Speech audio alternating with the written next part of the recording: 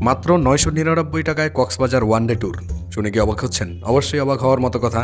শুধু অবাক হলেই চলবে না, চোখ কিন্তু কপালে উঠে যাবে। জাস্ট দেখতে থাকুন। হ্যালো এভরিওয়ান, আসসালামু আলাইকুম। বলছিলাম 999 টাকায় ওয়ানডে ট্যুর কক্সবাজারের কথা। আমাদের এই ওয়ানডে ট্যুর প্যাকেজে শুধু যে 999 টাকায় শুধু যাতায়াত খরচ তা কিন্তু নয়, এর মধ্যে রয়েছে আরো 6টা জায়গায় ভ্রমণের সুযোগ। এরকম স্বল্প বাজেটে এতগুলো প্লেস ভ্রমণ করার জন্য অবশ্যই আপনাদের থাকতে হবে একটা ট্যুরিজম গ্রুপ। তাছাড়া কিন্তু একা একা কখনোই এরকম স্বল্প বাজেটে এত সুন্দর একটা ট্যুর দেওয়া আদৌ সম্ভব নয়। ট্যুরিজম গ্রুপের সাথে যেমন খরচের স্বল্পতা রয়েছে, তেমন রয়েছে আসলে নতুন মানুষের সাথে পরিচয়, নতুন একটা অভিজ্ঞতা।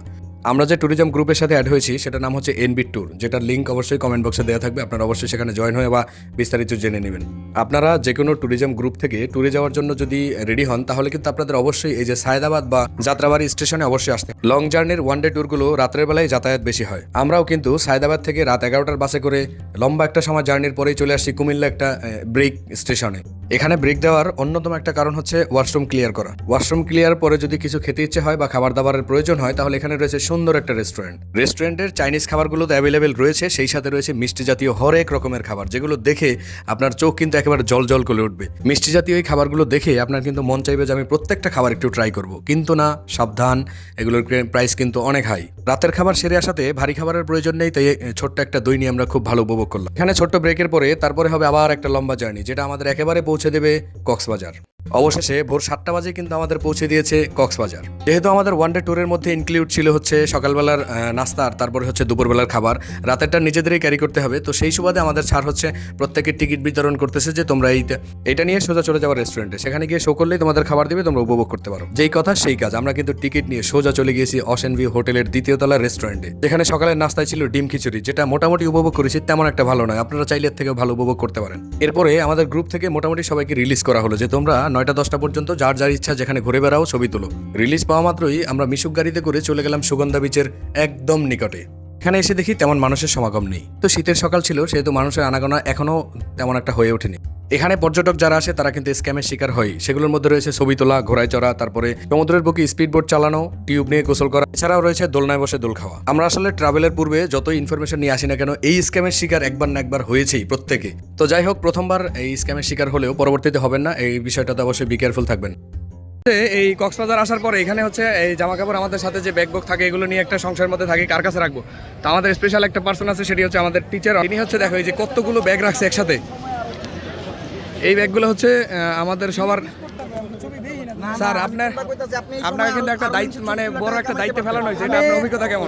সিকিউরিটি গার্ডের চাকরি নিছি নতুন একদিনের জন্য, মানে এটা আপনার কোনো বেতন নাই, উল্টা টাকা দিতেছি। আচ্ছা, উইদাউট স্যালারি না, উইদাউট না, উল্টা আমি বেতন দিতেছি, আমার মানে আমার কাজের লেগে উল্টা টাকা দিতেছি। তা আমরা হচ্ছে আমার আরে ভাই, he is a man, he is A only one man. অসম্ভব মজাদার একটা লোক, যার বিহেভিয়ার আপনাকে সারাটাক্ষণ আসলে আনন্দিত করে রাখবে।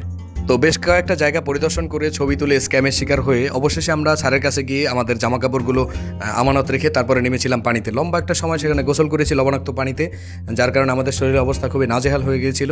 তারপরে আমাদের দেওয়া হয়েছে দুপুরের খাবারের টিকিট। তো দুপুরের খাবারের টিকিটে যেগুলো ছিল সেগুলো হচ্ছে মুরগির রোস্ট, আর হচ্ছে আলু ভর্তা, ডাল ভাত আনলিমিটেড। তো আপনাদের মনের মধ্যে একটা কিন্তু কোয়েশ্চেন থেকেই যেতে পারে যে ভাই রে ভাই, তুমি বলেছো 999 টাকায় ওয়ানডে ট্যুর, সেটার মধ্যে এত কিছু ইনক্লুড থাকে কিভাবে? আসলে আমি কোনো একটু বানানো কথা বলি না এখানে, একেবারে 100% ট্রুলি বলতেছি। আমাদের 999 টাকার যে প্যাকেজটা ছিল সেটার মধ্যে এই 2 বেলার খাবারও কিন্তু ইনক্লুড ছিল। দুপুরের লাঞ্চটা কিন্তু আমরা নামাজের আগেই সেরে নিয়েছি, বিগত শুক্রবার ছিল, যার কারণে আমাদের নামাজে যেতে হবে। নামাজের পরে আমরা চলে আসছি হচ্ছে এই যে মেরিন ড্রাইভে যাওয়ার জন্য খোলা গাড়ি নিতে হবে, যেটাকে বলা হয় চাঁদের গাড়ি।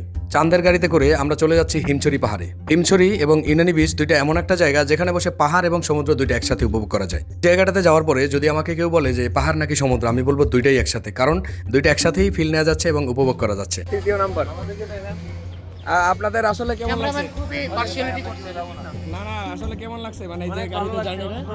এই লাগছে, এক পাশে পাহাড় আর এক পাশে সমুদ্র। যদি বলা হয় যে পাহাড় নাকি সমুদ্র, এখানে তো বলবে দুইটাই। মাঝখানে একটা বিশাল রাস্তা, সেখান দিয়ে আমরা চলছি। জি জি জি, তাহলে তো আলহামদুলিল্লাহ খুব ভালোই হয়েছে। আর এখন আমরা হচ্ছে এই সমুদ্রটা উপভোগ করব।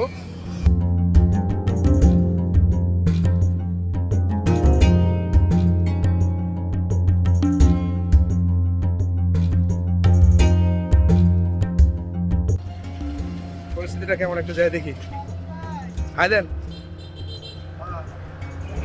স্যার, আমরা যে আসছি এখানে, আপনার আসলে মানে অনুভূতিটা কেমন লাগতেছে এখন? ওয়াও, এক পাশে সমুদ্র, এক পাশে পাহাড়, মানে ক্লিন ওয়ান, এটা দেখার মজাই আসলে আলাদা। যে আসলে এটা বলে বোঝানো যায় না, যারা আসে তারা অবশ্য রিয়েলাইজ করতে পারে, রিয়েলাইজ করা সম্ভব নয়।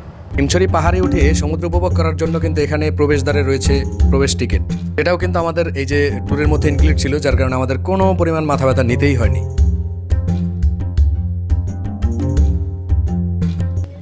প্রাকৃতিক বলো বা কৃত্রিম বলো, সেই ঝর্ণা আমরা ঘুরে দেখেছি। এখন যাচ্ছি হচ্ছে আমরা এইখান দিয়ে এই যে এখান থেকে একটা রাস্তাটা ধরে ওই যে সিঁড়িটা, ওই সিঁড়ি দিয়ে একেবারে উপরে উঠে যেতে হবে, একদম আমরা হিমছড়ি পাহাড়ের চূড়ান্তে পৌঁছে যাব। লম্বা সময়ের সিঁড়ি বেয়ে উপরে উঠতে হবে, গল্প করতে করতে চলো উঠে যাওয়া যাক। না স্যার, থ্যাংক ইউ। আমরা আসলে কৃত্রিম নাকি প্রাকৃতিক বুঝতে পারলাম না, সেই ঝর্ণাটা একটু আগে পরিদর্শন করেছি। প্রাকৃতিক আউটপুটটা ডিজাইন করা হয়েছে কৃত্রিম ভাবে। না পানির সোর্স, তাহলে এখন পানি কোথা থেকে আসে? এখন তো বৃষ্টি লাগে না, ঝর্ণা অটোমেটিক্যালি সবসময় কাজ করে। ওই পানিটা কোথা থেকে আসে? আকাশের উপরে মেঘে জমে। আচ্ছা, তো আমরা হচ্ছে সেই ঝর্ণা দেখে সিঁড়ি বেয়ে উপরের দিকে। তো এখানের কথা কি আর বলবো, এখানে একেবারে সর্বোচ্চ চূড়ায় যেতে 8 থেকে 10 মিনিট সময় লাগবে এবং সেই সময়ের মধ্যে আপনার প্রচণ্ড পরিমাণ ক্লান্ত লাগবে, কারণ এতটা উঁচু ছিল। পাহাড় বেয়ে উঠতে কিন্তু সবাই পারে না। আর যদি হয় আপনার ফার্স্ট টাইম অভিজ্ঞতা, তাহলে তো আপনি বুঝতেই পারতেছেন আপনার পায়ের অবস্থা কিন্তু একেবারেই বেহাল হয়ে যাবে। যদি এটার মধ্যে আপনি অসম্ভব একটা আনন্দ খুঁজে পাবেন যদি আপনি একটা ট্রাভেল অথবা গ্রুপের সাথে যান। এছাড়াও যদি আপনি বন্ধুবান্ধবের সাথে যান তাহলে কিন্তু অন্যরকম একটা মজা পাবেন। যদিও আপনার কস্টিংটা একটু বেশি হবে, তথাপিও কিন্তু মজা কোনো অংশেই কম পাবেন।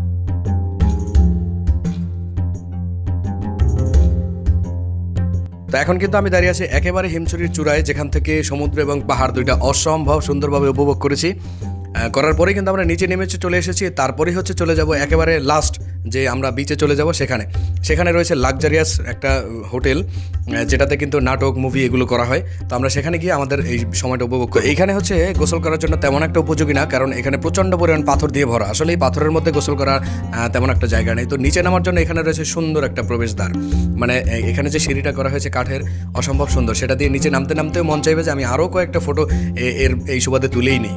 তো সিঁড়ি বেয়ে নিচে নেমে দেখি আমরা এখানে পাখির অভাব নেই। আসলে পাখি দিয়ে ভরপুর এই জায়গাটা, অসম্ভব সুন্দর। প্রাকৃতিক সৌন্দর্যের সাথে এই পাখিদের যে সৌন্দর্য, সেই সৌন্দর্যে আরও অনেক বেশি সৌন্দর্য হয়েছে। তো আসলে সমুদ্র পাড়ে কেন ঘুরতে আসবেন? সমুদ্র পাড়ে ঘুরতে আসলে ব্রেইন যেমন স্যাটিসফাই হয়, তেমন একেবারে পরিষ্কার হয়ে যায়। আমরা যদি নানান টেনশনের মধ্যে থাকি, নানান ঝামেলার মধ্যে থাকি, তাহলে একটু সময় করে সমুদ্র পাড়ে এসে দাঁড়াবেন। সমুদ্রের যেই গর্জন, যেই সুন্দর ঢেউ, এগুলো দেখে আপনার সমস্ত পরিমাণের হতাশা একেবারেই দূর হয়ে যাবে। তো সারাদিন ঘোরাফেরার পরে সন্ধ্যাবেলা এসে একেবারে যখন আমাদের পরিদর্শন মোটামুটি শেষ, তখন দেখলাম একটা ফল, যেই ফলটার নাম হচ্ছে আনারকুলি। আসলে আমরা নাম অনেক আগে শুনেছি, বাট কখনো ট্রাই করা হয়নি। তো আজকে একটু ট্রাইও করব। অবশেষে আমাদের এই বীজ ঘোরাফেরার পরে সন্ধ্যা নেমে এলো। সন্ধ্যার পরে আমাদের যেতে হবে সবথেকে কাঙ্ক্ষিত যে জায়গা, সেটা হচ্ছে আচার এবং শুটকি মার্কেট। তো আমরা কক্সবাজার সমুদ্র সৈকত ভ্রমণে গিয়েছি, আর এই যে আচার অথবা শুটকি নিয়ে আসবো না, সেটা কি হয় নাকি? আমরা রাতের গাড়ি ধরে একেবারে সোজা বড় মার্কেটে চলে এসেছি, বার্মিজ মার্কেট, যেখানে বার্মা থেকে আগত আচার এবং অন্যান্য জিনিসপত্র পাওয়া যায়, কাপড় চোপড়, তারপরে হচ্ছে নানান সৌন্দর্যের জিনিসপত্র। তো আমাদের ছোটোখাটো কেনাকাটার পরে আমাদের এখন কিন্তু ফিরতে হবে। আমাদের যেহেতু ওয়ান ডে ট্রিপ ছিল, সেহেতু সন্ধ্যা নেমে এলো, রাতও অনেক হয়েছে, রাত 11টায় আমাদের বাস ছেড়ে দিবে। তো সেই সুবাদে হচ্ছে রাতের যে খাবারটা, সেটা কিন্তু আমাদের নিজেদের ক্যারি করতে হবে। এর জন্য আমরা চলে গিয়েছি একটা ছোট্ট রেস্টুরেন্টে অথবা ছোট্ট একটা হোটেলে। আসলে হোটেল বা রেস্টুরেন্ট ওখানে অভাব নেই, আপনার ডিমান্ড অনুযায়ী আপনি অনেক কিছু নিতে পারেন। আমরা যেটা নিয়েছি সেটা হচ্ছে সাগরের 2টা ফিশ ছিল। আমি কৌতূহলবশত নিয়েছি হচ্ছে সাগরের বাইলা মাছ, সেটা কেমন হয় একটু টেস্ট করবো। আর হচ্ছে রাকিব ভাই নিয়েছে সেটা হচ্ছে সুরমা মাছ। আসলে এর বাইরেও অনেকগুলো মাছ ছিল, আমাদের সময়ের স্বল্পতার কারণে আমরা অন্যান্য তেমন কিছু ট্রাই করতে পারিনি, ঘুরতেও পারিনি। তো আপনারা যারা ওয়ান ডে ট্যুরে যাবেন, তারা কিন্তু আসলে একটু সময় করে চেষ্টা করবেন। আর তাছাড়া আসলে ওয়ান ডে ট্যুর খুব বেশি কষ্টদায়ক হয়ে যায় যারা জার্নি করে না তাদের জন্য। আর হচ্ছে যদি 2-3 দিনের ট্যুর দেওয়া যায় তাহলে সব থেকে বেটার হয়। তো 2-3 দিনের ট্যুর দেওয়ার জন্য কিন্তু আমাদের যে এনবি ট্যুর গ্রুপ রয়েছে, সেখানে কিন্তু সমস্ত পরিমাণের ইনফরমেশন আপনারা পেয়ে যাবেন। তো খাওয়া দাওয়ার শেষে একটু মিষ্টিমুখ না করলে হয় নাকি, সেজন্য চলে গেলাম একেবারে সোজা জিলাপির দোকানে। জিলাপির প্রত্যেকটা পিস ছিল 10 টাকা করে, নিয়ে আমরা খাচ্ছিলাম। আর হচ্ছে ছোট্ট একটা সময়ের লম্বা একটা ট্যুরের বর্ণনা ইতিমধ্যে শেষ হয়ে গিয়েছে। শেষ পর্যন্ত এসে আমি যেটা বলবো সেটা হচ্ছে, অবশ্যই আপনারা যদি যেতে চান তাহলে এনবি ট্যুর গ্রুপ অথবা পেজের সাথে সংযুক্ত থেকে সেখান থেকে ইনফরমেশন নেবেন। এই গ্রুপ থেকে প্রতিনিয়তই কিন্তু ট্যুর অ্যারেঞ্জ করা হচ্ছে বাংলাদেশের যে কোনো প্রান্তে। পাহাড়, সমুদ্র এবং ঝর্ণার বুকে হারিয়ে যাওয়ার প্রবল ইচ্ছা নিয়ে আজকে এখানেই শেষ করছি। দেখা হচ্ছে অন্য কোনো ভিডিওতে। সবাই ভালো থাকবেন, সুস্থ থাকবেন। আল্লাহ হাফেজ।